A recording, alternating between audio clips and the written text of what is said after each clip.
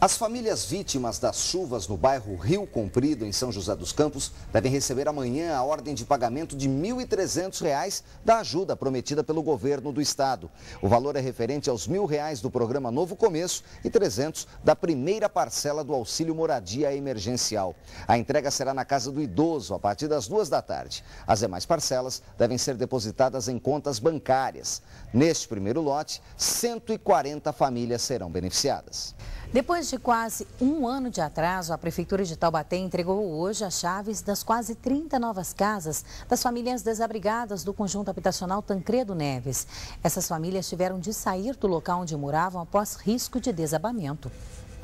Dona Benedita espera há muito tempo pela casa própria e aos 71 anos teve o sonho realizado. Tá muito bom onde eu recebi a chave. Eu tô querendo muito mais logo. Em 2009, ela e outras 28 famílias tiveram de deixar as casas no conjunto habitacional Tancredo Neves, no bairro Parque Três Marias, depois de uma avaliação da CETESB, que constatou que a construção foi feita em cima de um antigo lixão, por isso o risco de desabamento. Nesta quinta-feira, a Prefeitura de Taubaté entregou as chaves das novas residências, que foram construídas em outro bairro, na Chácara São Silvestre. Dona Isabel se animou com a nova aquisição. Eu sinto muito feliz, graças a Deus. E eu e minha filha estamos muito felizes. O prazo de entrega era para junho de 2010, mas só agora as chaves foram entregues aos proprietários. Ainda assim, calçadas e redes elétricas não estão prontas. De acordo com a Prefeitura, este fim de semana, a Bandeirante Energia deve fazer a ligação. Já para a construção das calçadas e dos muros, não há prazos. Mesmo com a entrega das casas, os moradores terão quase 3 meses para fazer a mudança. Isso porque o contrato temporário de locação pago pela Prefeitura a estas famílias termina só em junho.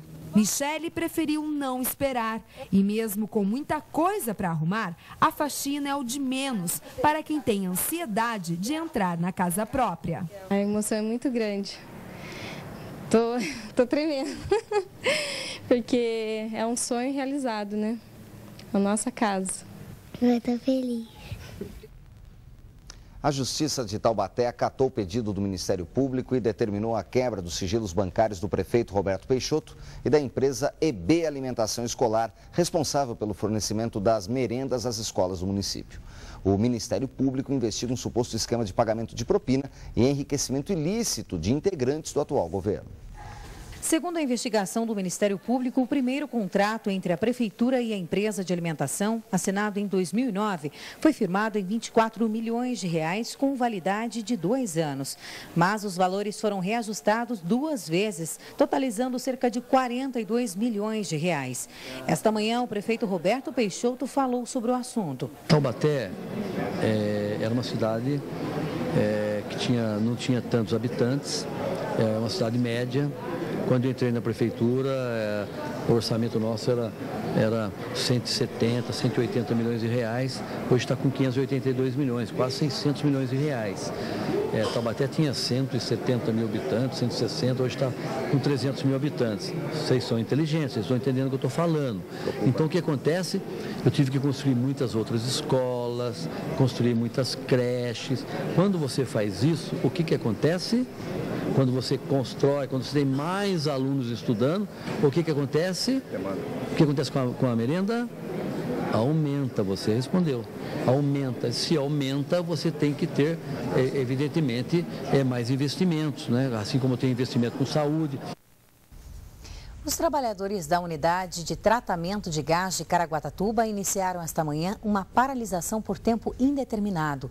Segundo o Sindicato dos Petroleiros, eles reivindicam melhores condições de trabalho e segurança, além do reconhecimento de direitos. O movimento deve se estender para as plataformas de Mexilhão e Merluza, também em Caraguá. A planta de gás de Caraguá está prestes a começar a operar. De acordo com o sindicato, a Petrobras foi notificada dos problemas na semana passada, mas até o momento não se manifestou. Em nota, a Petrobras reconhece que cerca de 1.600 trabalhadores estão parados, sendo 1.500 terceirizados e 120 da Petrobras. No final da manhã, houve a troca de turmas de funcionários e operação e manutenção mediante ordem judicial. Hora de conferir como deve ficar o tempo amanhã em toda a região.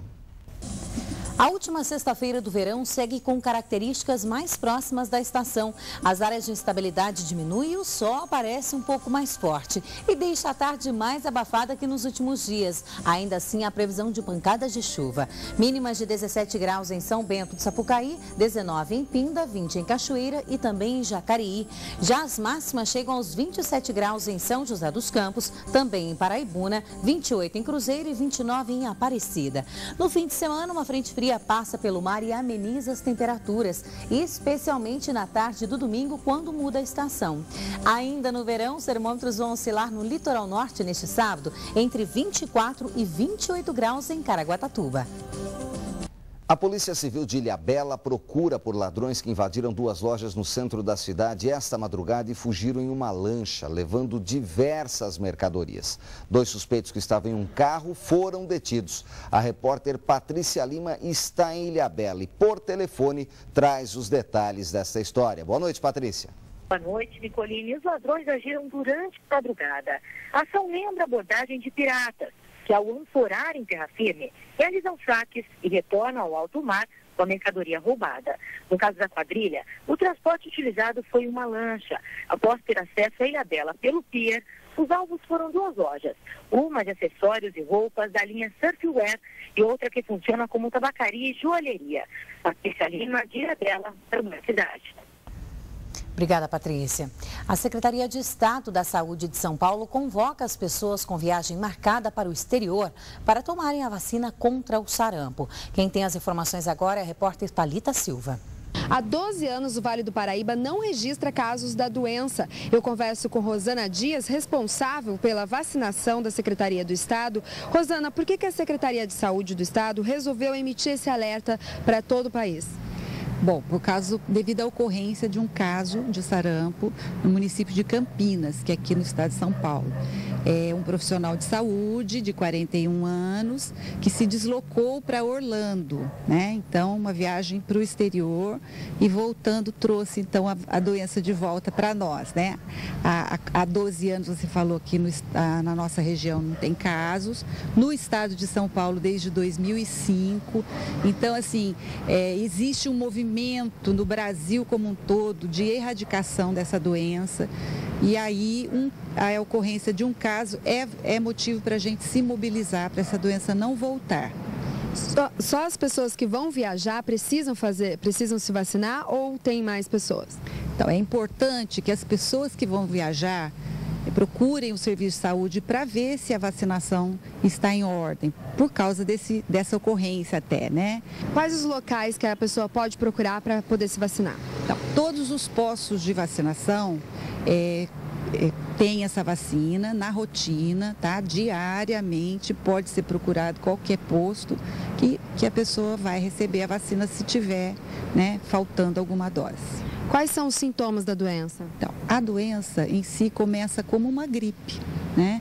O sintoma respiratório, coriza, febre, uma conjuntivite que é importante. Somando com a coriza e com a febre, a conjuntivite é um sinal de que pode ser sarampo. O sarampo é uma doença respiratória de transmissão muito fácil, né? Então, a pessoa infectada, ela pode, falando, tossindo, espirrando perto de outras pessoas saudáveis, pode transmitir essa doença se essas pessoas saudáveis não estiverem protegidas, né?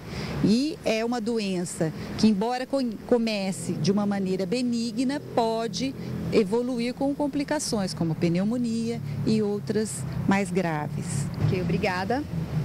Vale lembrar que a vacina está disponível gratuitamente em todo o estado de São Paulo e no Brasil. Thalita Silva, de Taubaté, para o Band Cidade. Do sarampo para a dengue, Lorena é a cidade da região com maior número de casos, já são 511. Em seguida vem Taubaté, com 429. Pindamonhangaba tem 96 registros e São José dos Campos contabiliza 41 casos. No litoral norte, Caraguatatuba é a cidade com o maior número de casos da doença, 40 confirmados. O surto de conjuntivite também preocupa as autoridades sanitárias. Em Ilhabela são 1.400 casos. São Sebastião tem 1.211 pessoas. Em Caraguatatuba são 422 casos e em Ubatuba 40 registros. Veja no próximo bloco, o último brasileiro a deixar a Líbia chega a São José dos Campos. E ainda? Um alerta para os motoristas que colocam adesivos nos carros. Saiba o porquê já já. Agora às 7h05, Band Cidade volta já.